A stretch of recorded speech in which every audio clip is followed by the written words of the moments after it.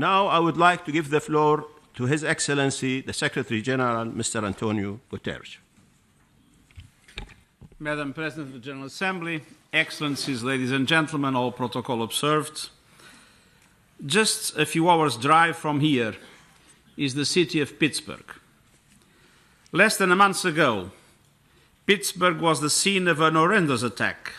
Jewish worshippers gunned down in prayer.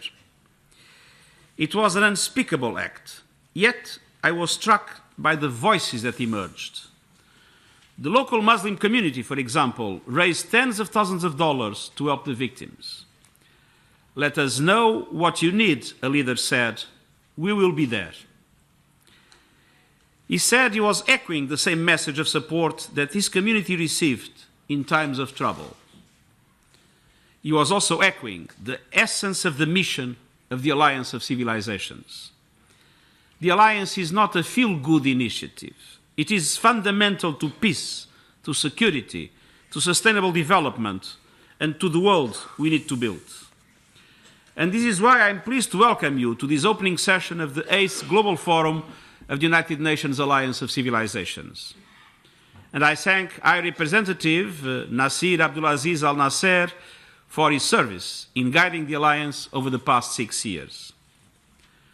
The role of the Alliance of Civilizations has never been more relevant to our 2030 agenda objective of building more peaceful, just and resilient societies.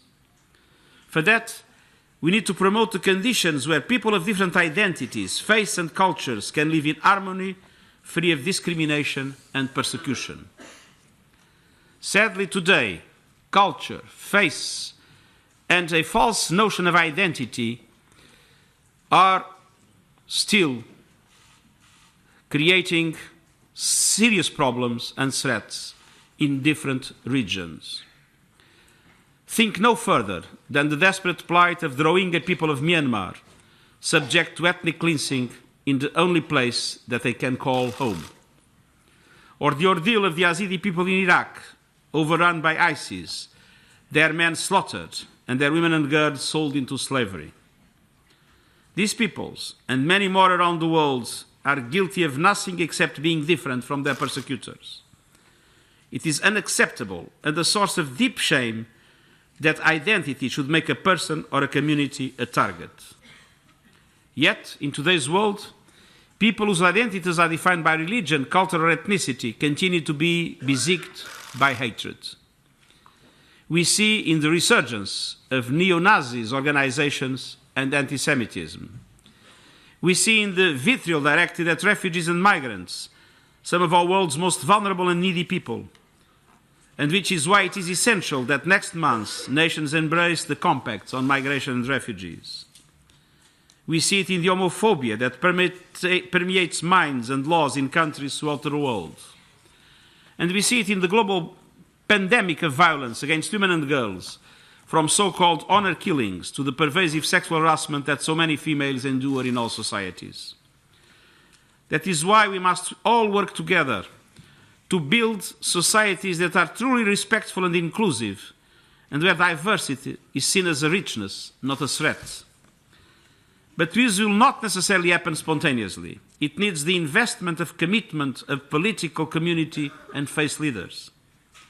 How can we achieve this goal? First, we must engage in sincere and inclusive dialogue. Religious leaders and faith-based organizations have tremendously important roles to play in promoting understanding and acting as moderating voices. Faith is too often used to divide us, usually as a result of cynical political manipulation. But faith can and should provide pathways for understanding and for people to celebrate their diversity based on their common values. I'm particularly pleased that the Alliance of Civilizations is providing a global space for religious leaders to exchange views and explore how to amplify their role. And I urge the international community to continue to draw on the wisdom and experience of religious leaders from all denominations in peace-building efforts, particularly in the context of promoting national reconciliation. Second, we need to harness the creativity and energy of young people. That is why I've launched a youth strategy to create an enabling environment for young people to engage with the United Nations and with each other to promote understanding. I welcome the efforts of the Alliance to place youth at the center of its activities. With the rise of misinformation, dangerous hoaxes, and hate speech on social media, young people need to be educated and empowered to identify and repudiate those destructive trends. And third, our effort must be anchored in respect for universal human rights. As we commemorate the 70th anniversary of the Universal Declaration of Human Rights next month, let us recall that the inherent dignity and equal rights of all members of the human family provide the foundation for freedom, justice, and peace. And this includes respect for freedom of religion and expression, freedom from discrimination of any kind, and the right to participate in and preserve the cultural life of our communities. Only when our societies are based on true respect for the diversity of humankind can we provide a buttress against extremist propaganda. That is why we need the alliance of civilizations, so people of all faiths and cultures and identities can live together peacefully, safely, and free of fear. And I wish you a very productive and uplifting forum. Thank you very much.